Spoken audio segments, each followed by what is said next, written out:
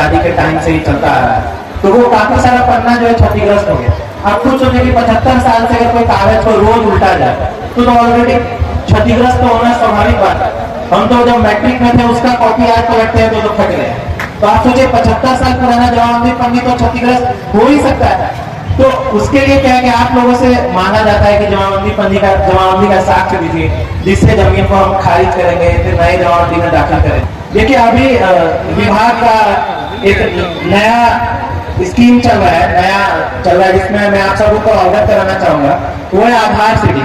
देखिए आधार कार्ड तो अब सबके पास बन गया है। तो सरकार ये चाह रही है कि आप लोगों की जो जमाबंदी है उसमें आधार कार्ड को लिंक कर दें। उससे होगा क्या कि जब भी आपके जमाबंदी में कोई भी बदलाव हो, सपोज कोई खाता खसरा चढ़ाया जाए, कोई खाता खसरा को विलोपित किया जाए, या आपके जमाबंदी, देखिए कई बार क्या होता है कि लोग अपने कामों में व्यस्त रहते हैं। देखिए ये इधर खेती का कृषि प्रधान है, या लोग खेती पशुपालन और बाकी चीजों में लगे हुए रहते हैं, व्यस्त रहते हैं, तो उनको पता नहीं चल पाता है कि उनकी जमाबंदी में क्या अंतर आया, क्या बदलाव आया।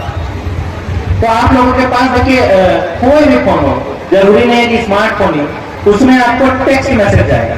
टेक्स्ट मैसेज में आपको बताया जाएगा कि आपका जो जमाबंदी जो अंचल में संधारित है उसमें ये बदलाव हुआ। तो आपको इसकी जानकारी मिलेगी। अगर वो बदलाव सही है, गलत है, उसके बारे में आप फिर अंचल आइए, आपको जानकारी दी जाएगी। और उसके अलावा आपको भी जानकारी रहेगी कि हाँ भाई मेरे जमाबंदी में ये बदलाव आया। अभी देखिए स्थिति क्या है कि हमारे जमाबंदी पंजी में खाता खसरा लगभग 70-80% में नहीं चढ़ा, लेकिन हर जमाबंदी में खाता खसरा तो होता ही है। बिना खाता खसरा के जमीन तो हो नहीं सकती। तो वो सबको भी हम प्रयास कर रहे हैं कि ऑनलाइन चढ़ाया जाए। तो हम सभी से, पंचायत के सभी नागरिकों से अनुरोध करेंगे, विशेष अनुरोध की, देखिए हमारे कर्मचारी के द्वारा यहाँ शिविर लगाया जाता है, उसमें हम भी आते हैं, अंचलाधिकारी महोदया भी आती हैं, और आप सभी से एकदम निवेदन है कि आप लोग जल्द से जल्द अपने अपने जमाबंदी से अपना आधार लिंक कराएं, जिससे आपको ही सुविधा होगी, आपको ही पता चलेगा कि आपके जमाबंदी में क्या बदलाव हुआ है। अच्छा, जैसे कि हो सकता है किसी के दादा के नाम से जमाबंदी है, किसी के पिता के नाम से जमाबंदी है, या किसी के परदादा के नाम से जमाबंदी है। आधार कार्ड हम लिंक कर देंगे और वो जो आधार कार्ड होगा उस पर सारा मैसेज जाएगा कि कौन सा जमाबंदी में क्या बदलाव होगा। इसके अलावा देखिए आप लोगों के लिए और हम सभी के लिए गौरव की बात है कि सुपौल जिला जो RTPS सर्टिफिकेट जो मिलता है, जाति आय आवासीय और विभिन्न तरह का जो प्रमाण पत्र मिलता है, जैसे मृत्यु प्रमाण पत्र हुआ, तो इन सब में पूरे बिहार में सुपौल नंबर 1 पे।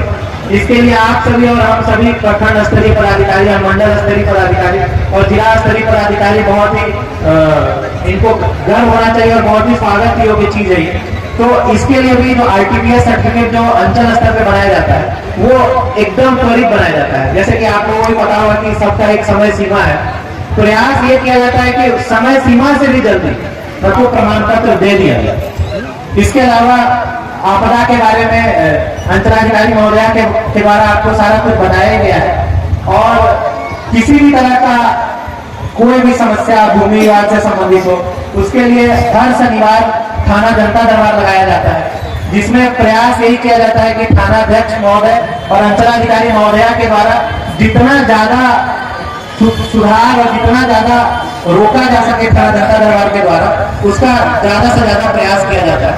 मैं अगले वक्ता को बुलाने से पहले यहाँ लोक स्वास्थ्य अभियंत्रण से कोई नहीं आए, यहाँ हमारे बीच मौजूद है हमारे अनुमंडल पदाधिकारी महोदय, प्रखंड विकास पदाधिकारी महोदय। सरकार की बहुत ही महत्वपूर्ण योजना है हर घर नल योजना, और जल ही जीवन है, और अच्छा जल पीने से लोग बीमार कौन पड़े, यही सोच सरकार की थी। लेकिन जिस योजना का पूर्ण रूपन क्रियान्वयन नहीं हो पा रहा है, कई घर में या तो नल नहीं पहुंचा, नल पहुंचा तो जल नहीं पहुंच रहा है, थोड़ा सा मेरे ख्याल में अगर विभाग द्वारा, सरकार द्वारा और पंचायत द्वारा ध्यान दी जाए तो मेरे ख्याल में संभव हो सकेगा। और एक और ध्यान मैं आकृष्ट कराना चाहूँगा मंडल पदाधिकारी महोदय का, जैसे प्रखंड विकास पदाधिकारी महोदय वहाँ गए थे, हम उनके बीच गए थे। एक बहुत ही दुखद घटना घटी थी हमारी पंचायत में। एक बच्चा नहर किनार में डूब गया था, विद्यालय जाने के क्रम में खुला नहीं रहने के कारण। इस पर मैं ध्यान आकृष्ट करना चाहूँगा अनुमंडल पदाधिकारी महोदय का भी। और मैं बातों को आगे बढ़ाते हुए प्रखंड राष्ट्रीय पदाधिकारी किशनपुर मनरेगा चौबुद है, कि आप विस्तृत जानकारी मजदूरों के हित में दें। सभी को मेरा प्रणाम। उपस्थित अनुमंडल पदाधिकारी महोदय, प्रखंड विकास पदाधिकारी, अंचलाधिकारी एवं उपस्थित सभी पदाधिकारीगण, कर्मीगण, माननीय मुखिया जी, जनप्रतिनिधिगण, हमारे मजदूर भाई बहन और उपस्थित यहाँ के नागरिक, यहाँ के सभी गणमान्य लोग, सभी को इस जन संवाद में सभी का स्वागत है। जहाँ तक मनरेगा की बात है, आप लोग इसको अच्छी तरह भली भांति जानते हैं। हम लोग मनरेगा के क्षेत्र में मनरेगा से इस ग्राम पंचायत में कार्य करते रहे हैं और कई प्रकार के कार्य कर रहे हैं। जैसे वर्तमान में हम लोग मुख्य रूप से वृक्षारोपण का कार्य चला रहे हैं। कई लाभार्थी वृक्षारोपण का लाभ ले रहे हैं। ऐसा है कि प्लांटेशन की ये योजना काफी उपयोगी और लाभदायक है, महत्वपूर्ण है। सरकार चाहती है कि अधिक से अधिक किसान बंधु इसका लाभ उठाएं और जो सहयोग प्राप्त होता है उसे भी प्राप्त करें। ऐसा है कि जो भी पौधा उपलब्ध कराया जाता है वो प्राय फॉरेस्ट विभाग या जीविका दीदी की नर्सरी से उपलब्ध कराया जाता है। वो बिल्कुल निःशुल्क, साथ ही जेवियन वगैरह भी, जिससे कि वो सुरक्षित रहे और आवश्यकता अनुसार पानी के लिए व्यवस्था।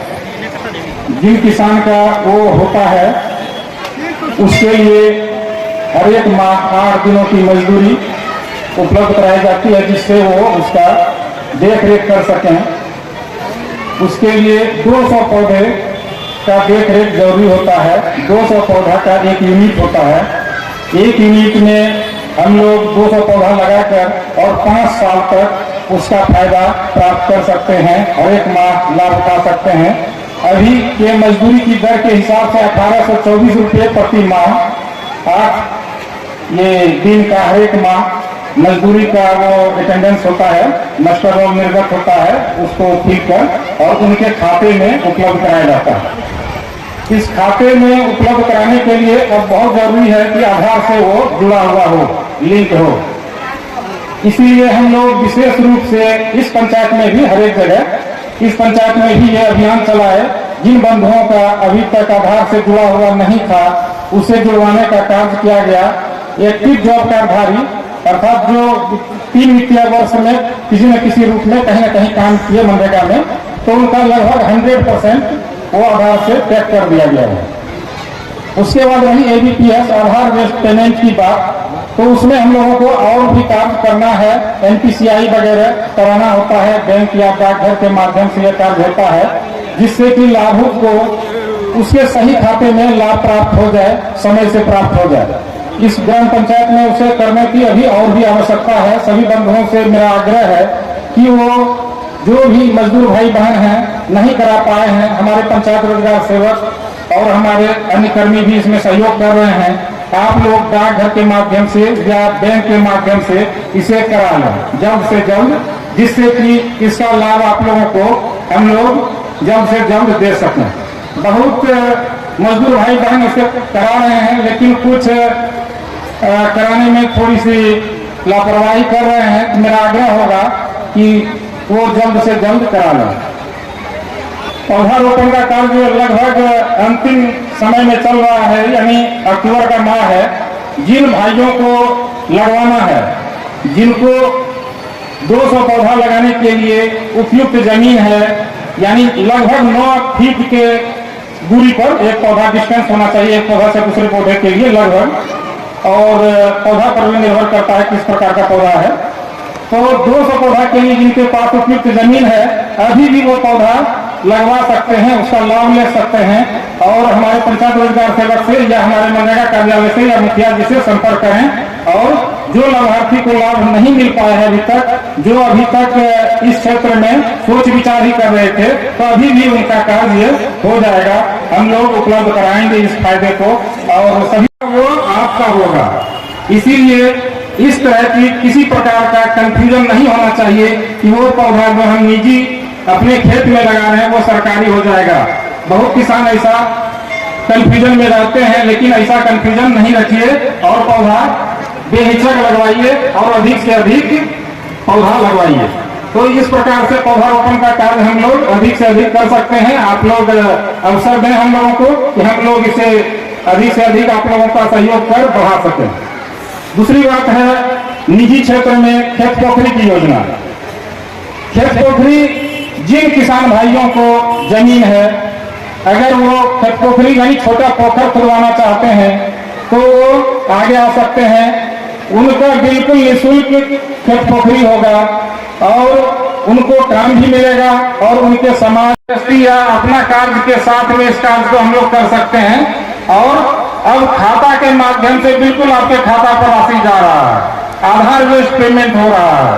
तो इसमें कहीं कोई संदेह नहीं है। जिनका आधार टैग नहीं हो पाया है वो हम लोग जल्द से जल्द कर देंगे। आप लोग आधार उपलब्ध करा दें। एक समस्या और आ रही है आधार में, बहुत लोग आधार बनवाए, उसमें कहीं न कहीं कुछ न कुछ त्रुटि रहती है, किसी के नाम में, किसी के एड्रेस में या और भी किसी तरह का, तो वो सुधार करवाते हैं।